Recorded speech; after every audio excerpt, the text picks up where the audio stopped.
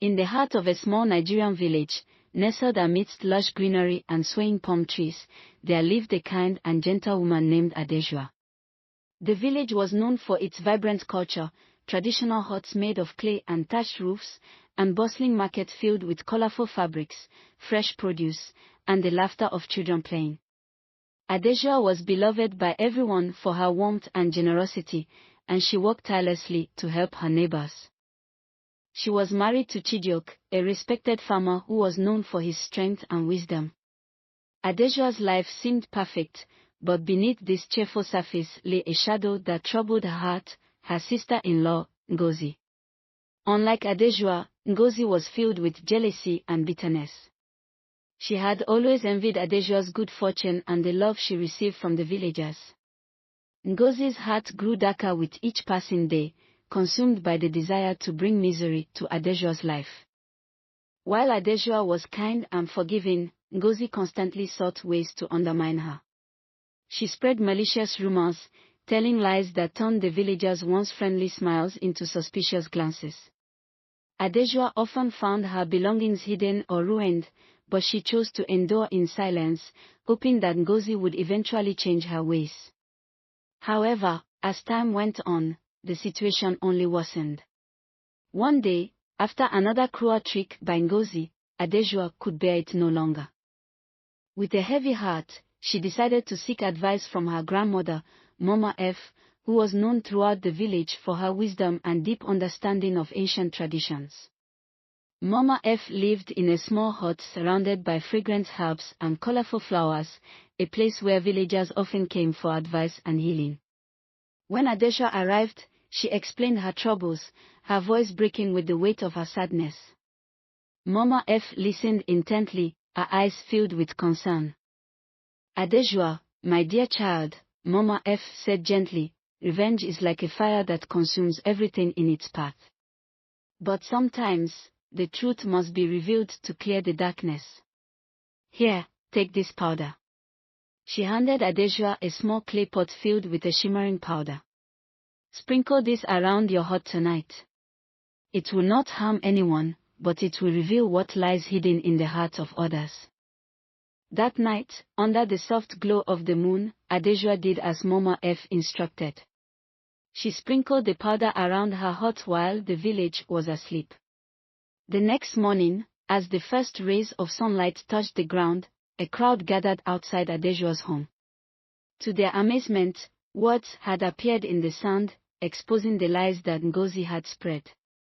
The villagers, who had once doubted Adesa, were now filled with shock and regret. Chijioke, furious at the betrayal, confronted his sister. However, Adesa, with her ever-forgiving nature, chose not to punish Ngozi harshly. Instead, she offered her a chance to change, hoping that Ngozi would let go of her bitterness.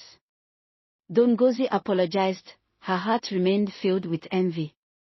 She could not forget the humiliation of being exposed, and her desire for revenge grew even stronger. A few days later, she came up with a new plan to rid herself of Adesa once and for all. One evening, as the village was bathed in the golden light of sunset, Ngozi approached Adesa with a seemingly friendly smile. Sister, she said sweetly, let us go together to the river tomorrow to gather herbs for the village festival. Adesa, ever trusting and eager to make peace, agreed. The following morning, they set off together, carrying woven baskets on their heads. The path to the river was lined with tall grasses and colorful wildflowers. Birds sang joyfully in the trees, and the sound of distant drums from the village preparations echoed in the air. As they reached the riverbank, Ngozi feigned asleep on a wet rock and cried out for help.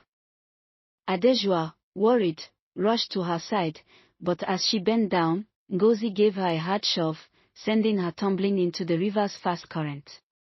The water was cold and swift, pulling Adesa downstream. But as she struggled, she noticed a strange, golden light glinting from the riverbed. Reaching out desperately, her fingers closed around a smooth, heavy object, a golden bracelet. As soon as she grasped it, the turbulent waters calmed, allowing her to pull herself to safety. Adesa climbed onto the riverbank, gasping for breath. To her surprise, the bracelet on her wrist began to glow faintly, casting a warm light. Back in the village, the mysterious bracelet became the talk of everyone.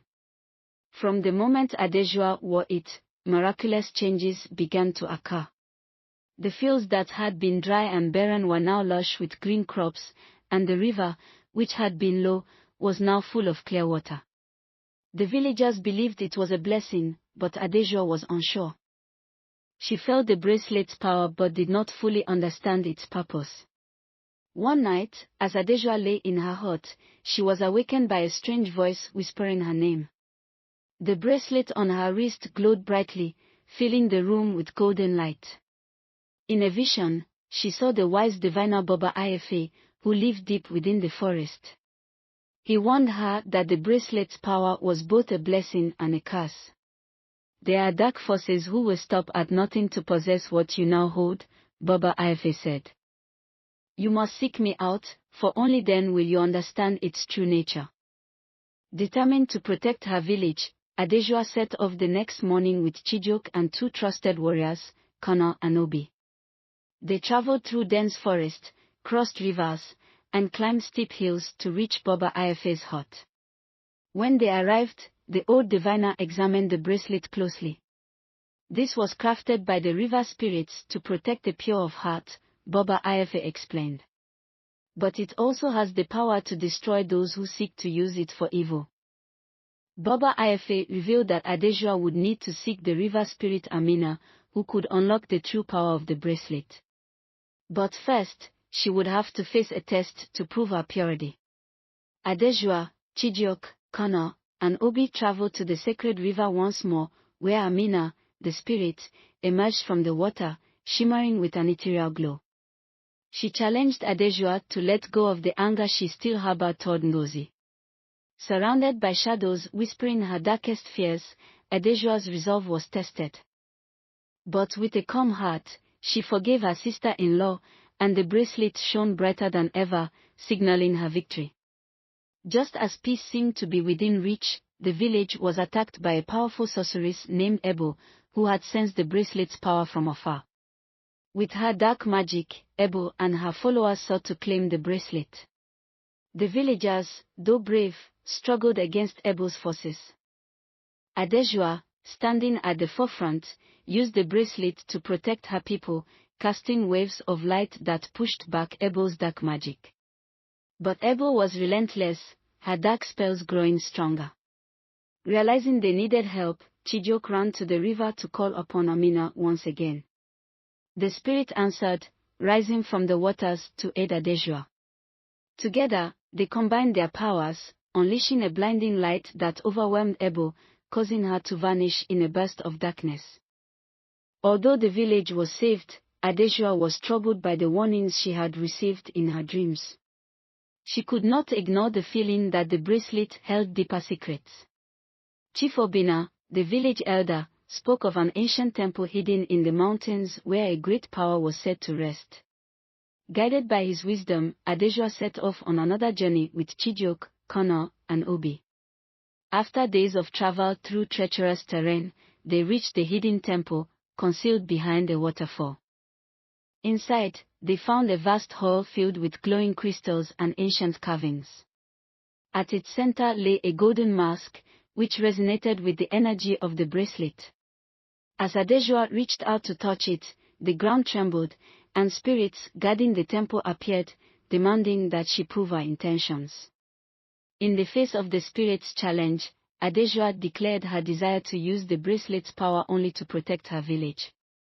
Her sincerity caused the spirits to retreat, allowing her to take the mask. Returning to the village, Adesu found the crops wilting once more, a sign that the land's balance had been disturbed. With the combined power of the mask and bracelet, Adesu called upon Amina one final time. The river spirit appeared, her presence bringing life back to the land. But Amina reminded Adesu that such power was never meant to be held by one person. Understanding the wisdom in these words, Adesu chose to bury the mask by the river, ensuring its powers would remain hidden from those who might misuse them. As she laid the mask to rest, the bracelet on her wrist dimmed, its magic fading to a gentle glow. Adesu knew that its powers would only awaken in times of great need. With the village thriving once more, she turned her attention to rebuilding and healing the community. Even Gozi, humbled by everything that had transpired, sought forgiveness and began helping her fellow villagers.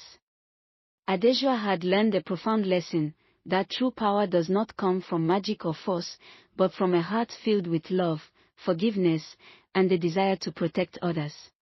Though her journey had been filled with challenges, it had shown her that the greatest strength lies in kindness and unity. The village prospered, and the legend of Adesu's courage and wisdom was passed down through generations, teaching all who heard it that forgiveness and love are the true sources of lasting power.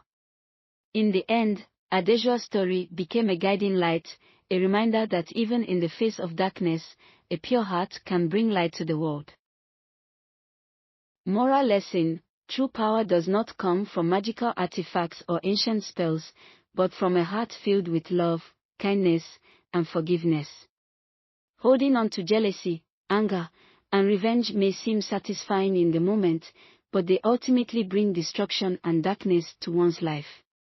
The story of Adesu teaches us that when we act with compassion and seek to help others, even in the face of betrayal, we can overcome any challenge. By choosing to forgive rather than seek revenge, we not only find peace within ourselves but also bring light and harmony to the world around us.